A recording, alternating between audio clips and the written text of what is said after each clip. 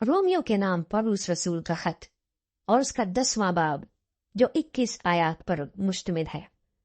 ऐ भाइयों, मेरे दिल की आरज़ू और उनके लिए खुदा से मेरी दुआ ये है कि वो निजात पाएं, क्योंकि मैं उनका गवाह हूं कि वो खुदा के बारे में गैरत तो रखते हैं मगर समझ के साथ नहीं, इसलिए कि वो खुदा की रास्तबाजी से नावाकिफ होकर और अपनी रास्तबाजी कायम करने की कोशिश करके खुदा की रास्तबाजी के ताबे न हुए। क्योंकि हर एक ईमान लाने वाले की रास्तबाजी के लिए मसीह शरीयत का अंजाम है। चुनाचे मूसा ने यह लिखा है कि जो शख्स उस रास्तबाजी पर अमल करता है जो शरीयत से है, वो उसी की वजह से जिंदा रहेगा।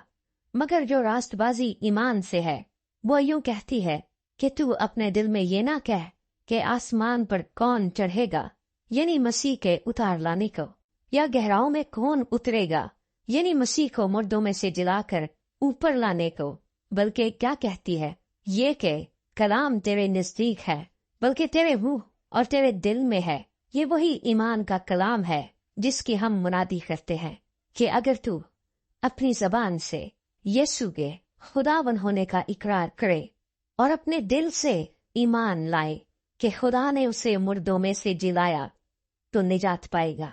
क्योंकि रास्तबाजी के लिए ईमान लाना दिल से होता है और निजात के लिए इकरार मुंह से किया जाता है।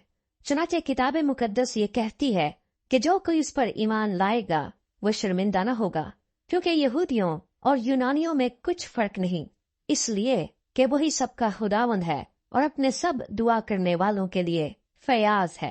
क्योंकि जो कोई खुदावंद का नाम लेगा निजात पाएगा।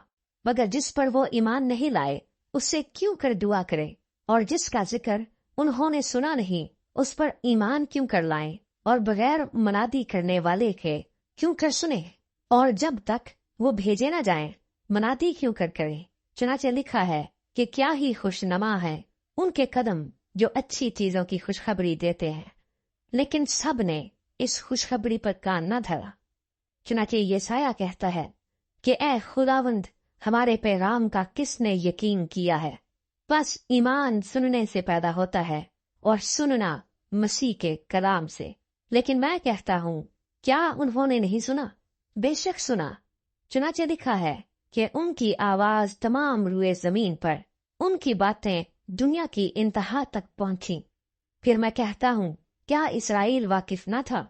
अव्वल तो मूसा कहता है कि मैं उनसे तुमको गैरत दिलाऊंगा जो कौम ही नहीं, एक नादान कौम से तुमको गुस्सा दिलाऊंगा। फिर यसाया बड़ा दलेर होकर ये कहता है कि जिन्होंने मुझे नहीं ढूंढा उन्होंने मुझे पा लिया, जिन्होंने मुझसे नहीं पूछा उन पर मैं जाहिर हो गया। लेकिन इसराइल के हक में यूं कहता है कि मैं दिन भर एक नाफरमान और हुजती उम्मत की तरफ अपने हाथ बढ़ाए रहा।